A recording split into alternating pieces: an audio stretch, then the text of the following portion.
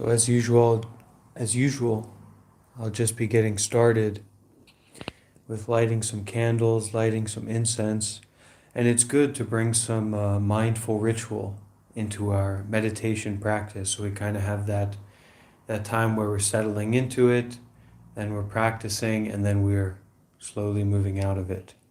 Can be very helpful.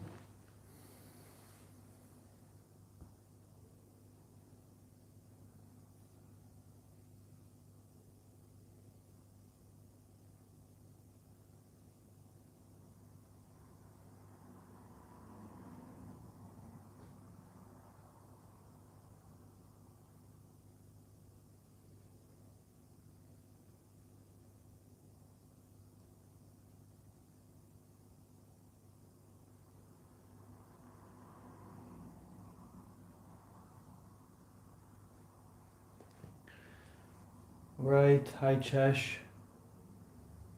Keem, QP, BDR, Lilith, Booyah, hey Isaac, and Francis.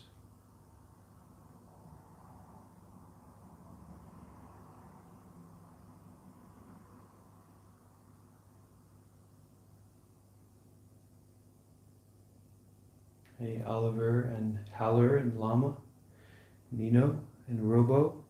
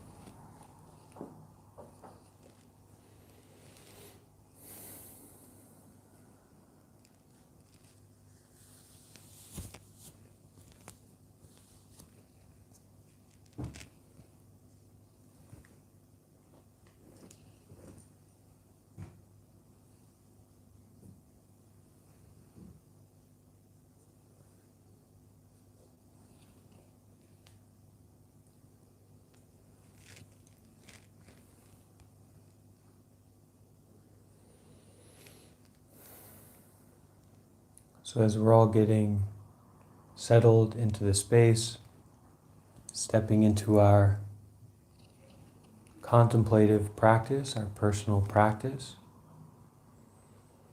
of exploring wisdom and showing up to our life right now.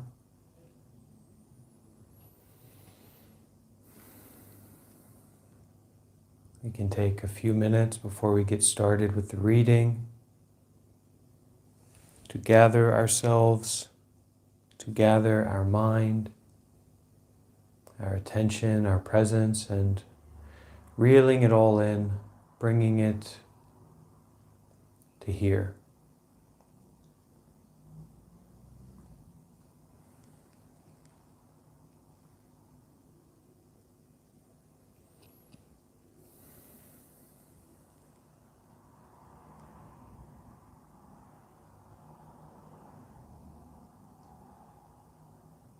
Getting into that mode of noticing and being rather than doing.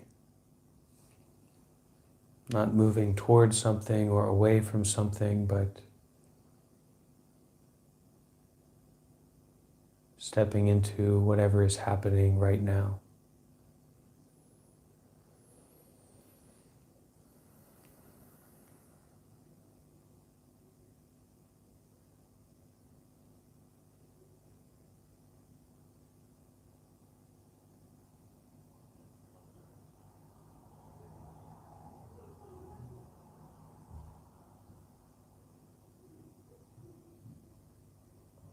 And any tension, any distractions, desires, expectations, all that different stuff, noticing it, but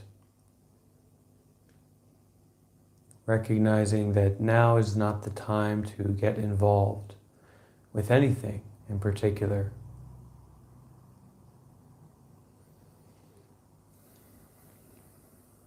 Breathing and being aware.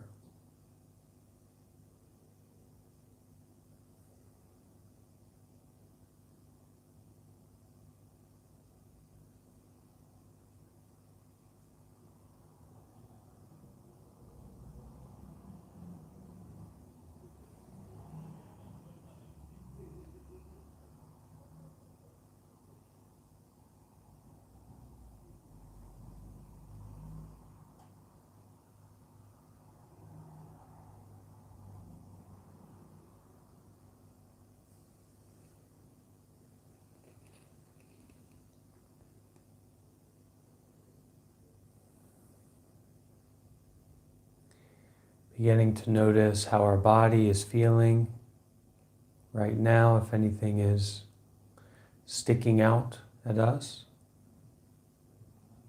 If we notice anything in particular about our body at this moment.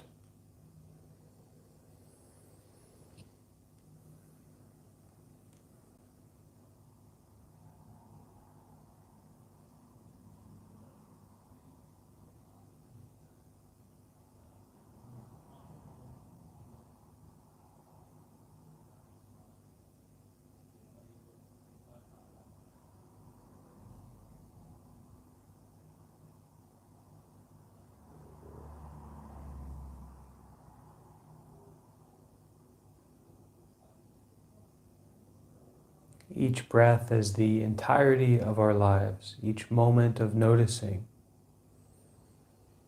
the whole full experience right now.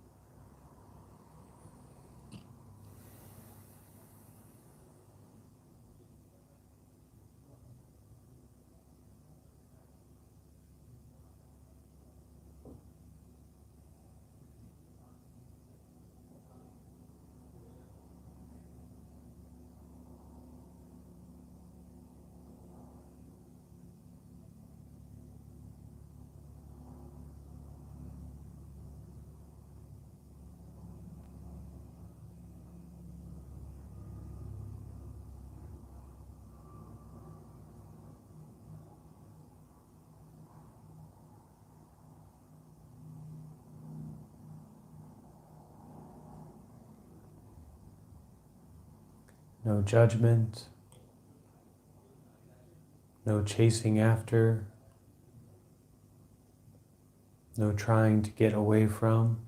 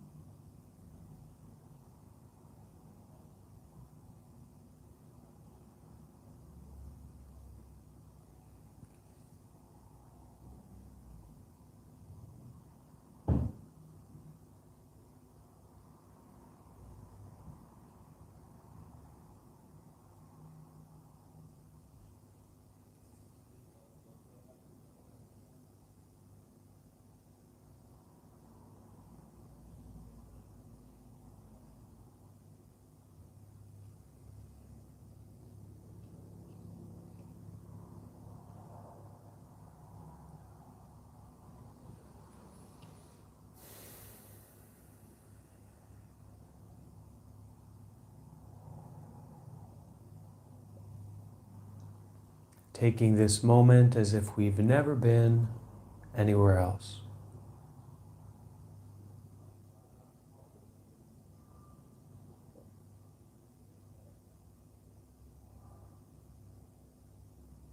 Taking this present moment as no moment.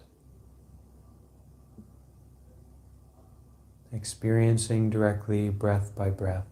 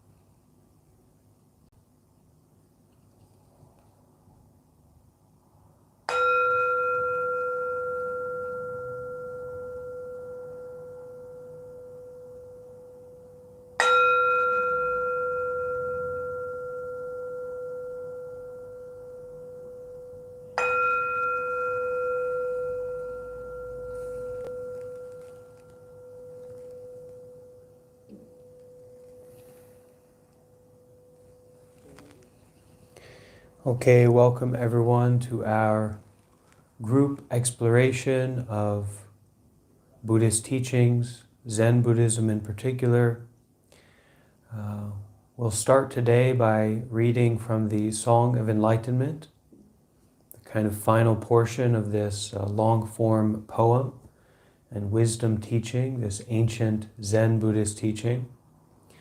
And then we will listen to a commentary from Master Sheng Yen, a more modern commentary on this ancient text. After that, we will practice meditation together for about 30 minutes of meditation.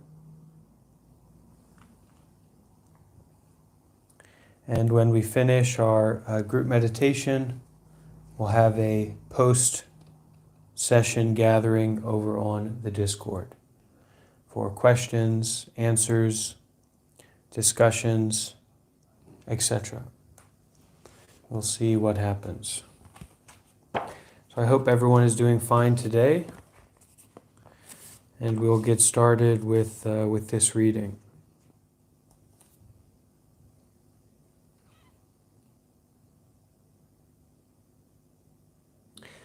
The power of the liberated is inconceivable, with wonderful functions more numerous than the sands of the Ganges River. They would not refuse to make the 4 offerings to one who can accept 10,000 ounces of gold. To have body broken and bones reduced to dust is not enough to repay the words that enlighten, transcending countless eons. The king in Dharma is the most superior, The realization of countless Buddhas are all alike. Now I show you this all-giving pearl. Believers are all in accord with the Dharma. They clearly see that there is not a thing, neither person nor Buddha.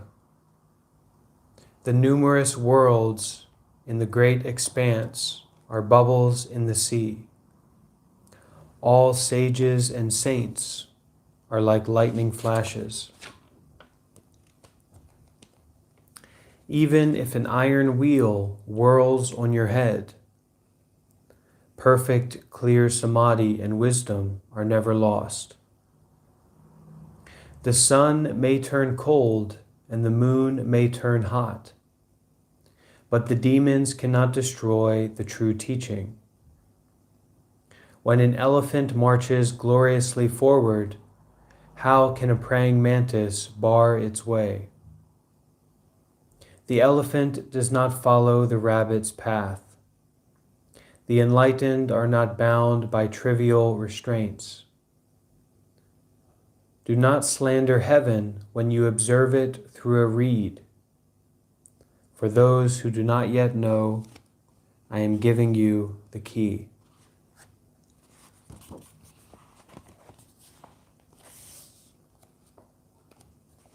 Now we'll move on to the commentary, which is a more modern interpretation and explanation of this poem. Who has no thoughts? Who has no births? If the unborn is real, there is nothing not born. Ask the mechanical wooden puppet when it will attain Buddhahood through practice. And now the commentary. You cannot attain Buddhahood through practice, nor is it something you can create. We are Buddhas in the first place, so the idea of attaining Buddhahood through practice is meaningless. When one of my students was in the hospital giving birth, she noticed that the other mothers felt that they had created life. She, however, felt that her baby had come into the world by itself, and that she had just helped it along the way. In the same sense, no matter how hard or how long you practice, you cannot give birth to a Buddha, or bring a new Buddha into the world. Buddhahood is not born through practice. Buddhahood is also meaning enlightenment.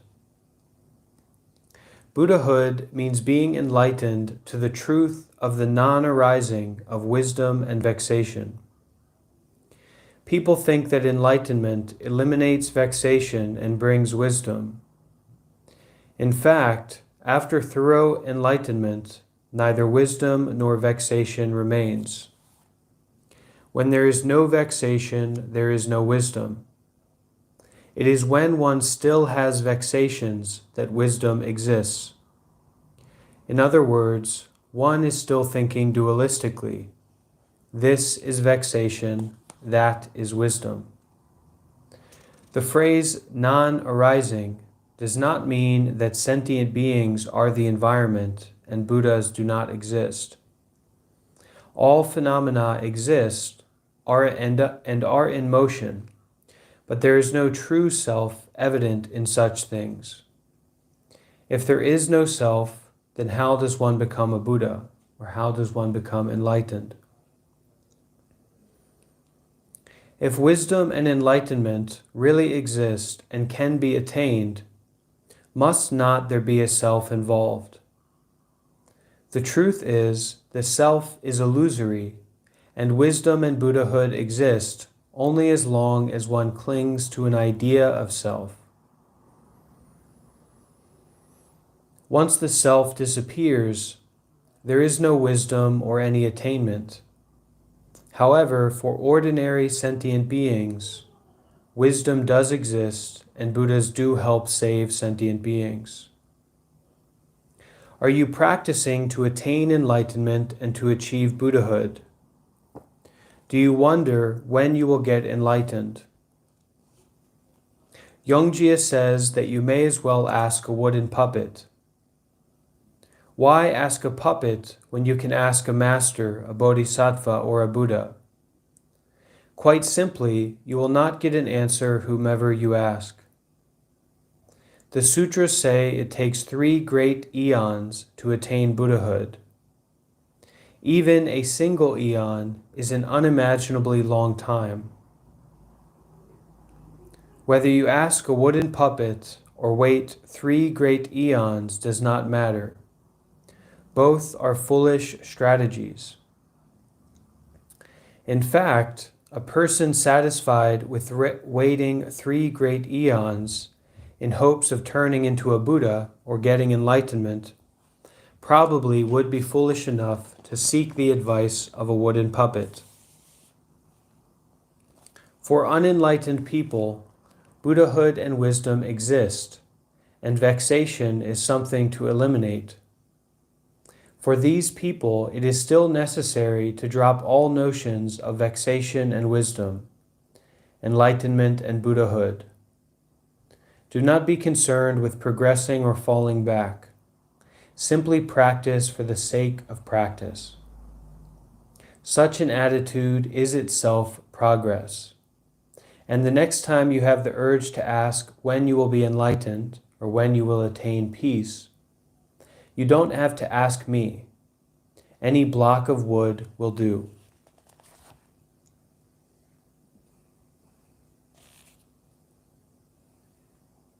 Put down the 4 elements. Do not cling to anything. In this nirvana nature, feel free to eat and drink. All phenomena are impermanent. All are empty. This is the complete enlightenment of the Buddha.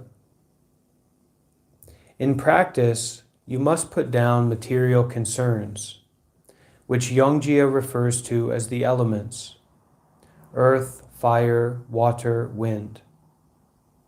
People do not realize that all of their thoughts are associated with and dependent upon the external environment. All thoughts, dreams, concepts, symbols, images, and languages are associated directly or indirectly with the environment. Even if you sit in an empty room with your eyes closed, ears stuffed, nostrils plugged, and lips shut, your mind will be active with thoughts and images of the external world.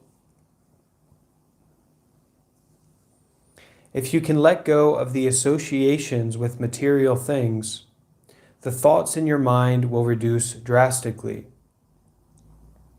Some students are afraid to let go because they are dependent on ideas and attitudes they have accumulated. This is a huge obstruction. On retreat, allowing yourself to drop everything, forgetting all your outside concerns, will alleviate your obstructions, at least for the time being. When you return to daily life, you can, if you wish, reclaim your ideas and preconceptions. Unless you are thoroughly enlightened, it is impossible to live without them. All of your memories, experiences, ideas, and attitudes combine to form your karma, a force that follows you everywhere like a shadow. As long as you are not enlightened, this karmically influenced self exists. You should realize, however, that it is illusory and impermanent. The best you can do is stick to your method and keep practicing. Bodhisattvas and Buddhas may take human form to help sentient beings, but they have no sense of a self. The self arises out of attachment to craving, aversion, and ignorance. But having no self-notion, enlightened beings are untouched by these poisons of craving, aversion, and ignorance. However, emptiness does not mean not existing. It means that all things lack permanence, and a a fixed self-identity. So emptiness does not mean not existing. It means that all things lack permanence and a fixed self-identity. So it's not an emptiness of nihilism. There is objective existence, but no phenomenon or dharma is unchanging and eternal. Everything that exists changes constantly. The fundamental emptiness of this ever-changing nature is Buddha nature. To be enlightened is to experience directly the emptiness and impermanence of the self and the world. To experience this emptiness without attaching to it is to abide neither in existence nor in emptiness. Although everything continues to exist, there is no self that attaches to anything. This abiding neither in existence nor in emptiness is enlightenment. The perfection of this stage of practice is complete enlightenment or Buddhahood. To practice the path to enlightenment is to let go of past and future, residing only in the present, working on your method. Eventually you must drop even the present and the method, for they are also attachments. Zen Master Lin Ji told his disciples to kill any Buddha or Bodhisattva, even their parents, if they meet them on the path. Of course, he did not mean it literally. He meant that you must put down your illusions and attachments while you practice. It does not mean you must hunt down and assassinate every attachment in your mind. It simply means to have the attitude of dropping everything except the practice itself. This is the correct attitude for practitioners involved in intense practice.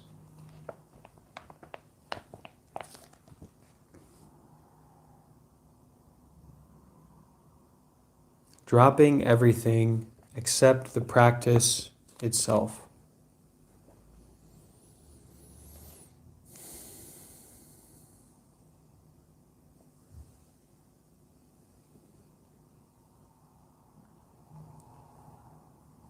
Anyone have a question about this?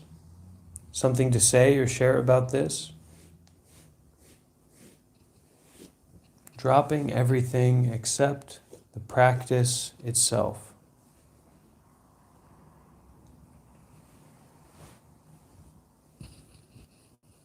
We can even drop being late or early.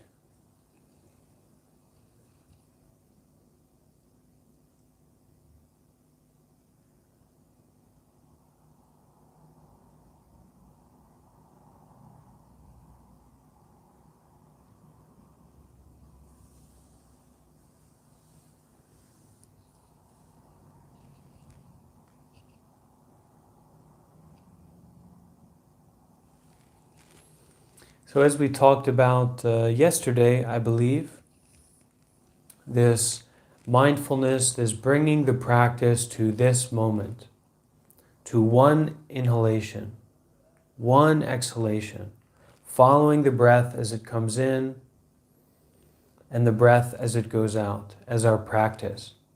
Not to practice for 5 minutes or 10 minutes, not this idea of putting everything down and only focusing on practice for this character or for this life that we imagine that we're living, but for this very moment, putting aside everything except our practice, except our method.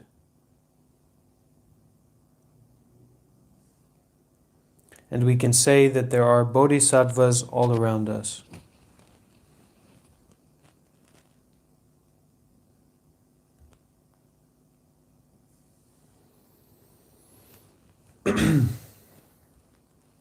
So let's take a moment to find the position that we'd like to meditate in.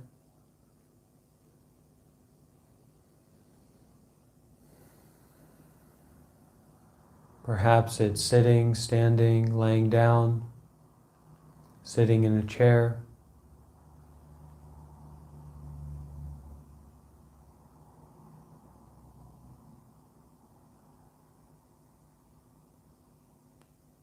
But finding that comfortable, stable position for us here in the moment.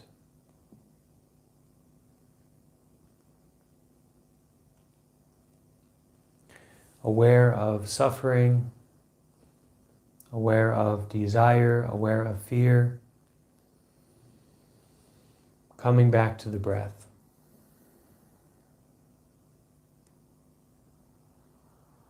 Whatever barrier or difficulty or obstacle you find in your meditation, take that as your meditation itself. Be with it, show up to it, using each breath as it comes in and goes out as this gentle access point to noticing, to being with whatever's happening.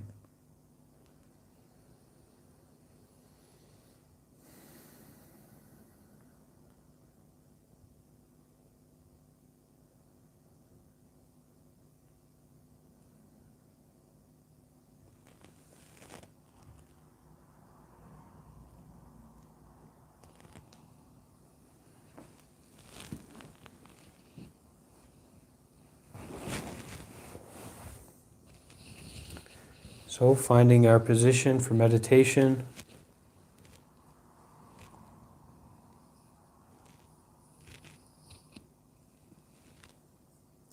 and we will begin and end with the sound of the bell.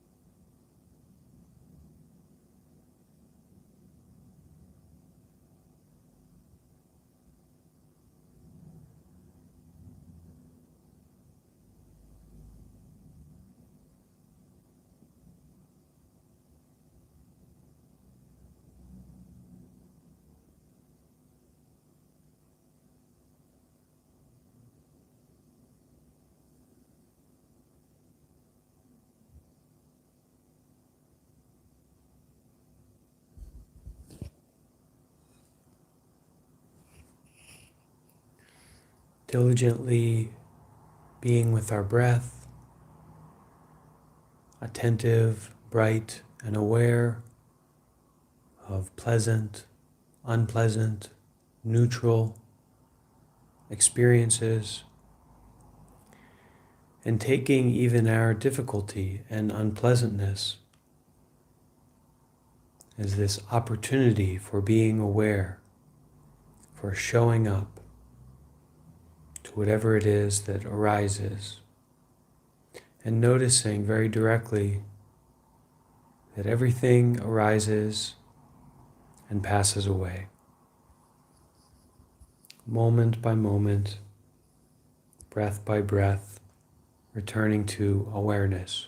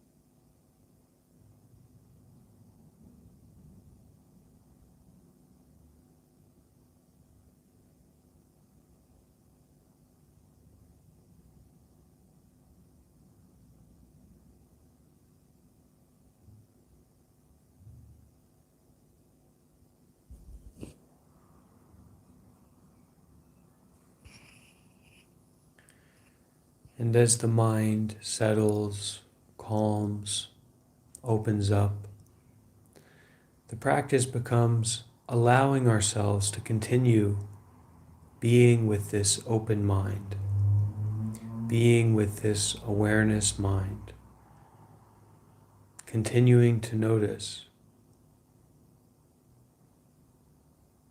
continuing to show up moment after moment to our life,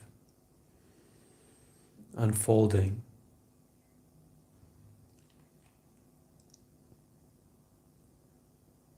giving ourselves this space to just be.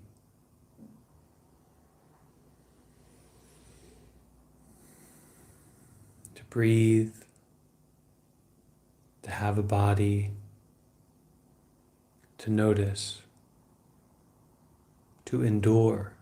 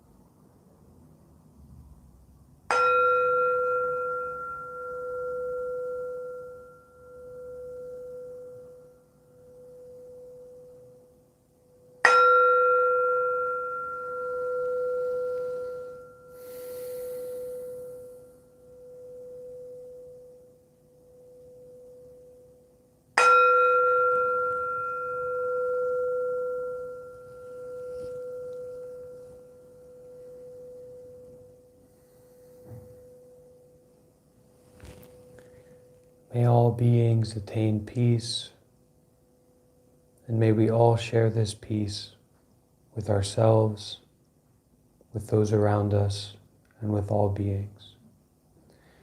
Sadhu, sadhu, sadhu.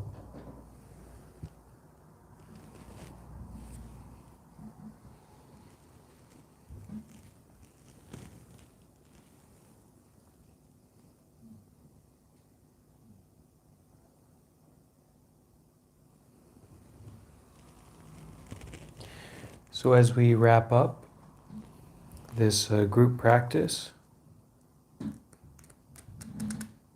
I'll just read again these last few lines of the poem.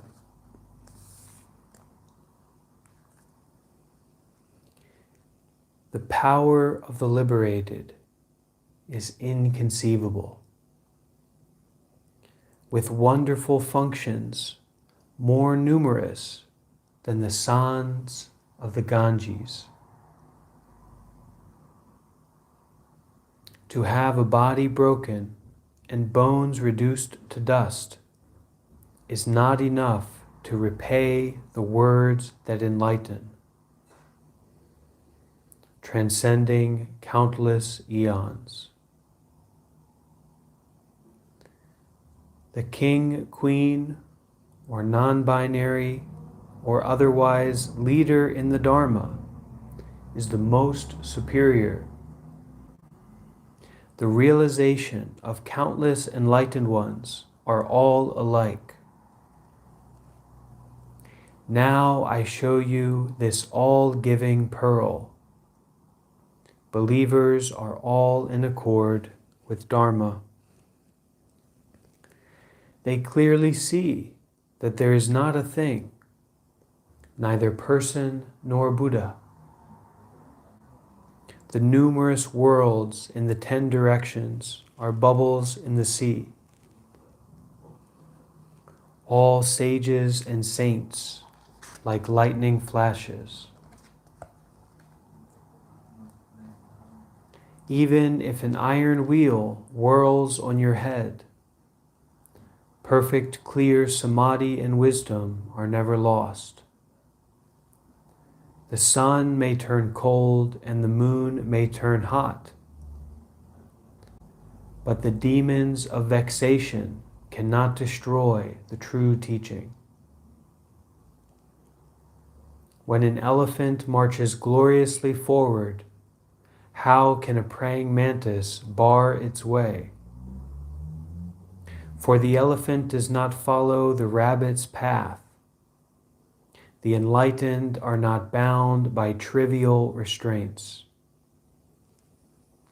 Do not slander heaven when you observe it through a reed. For those who do not yet know, I am giving you the key.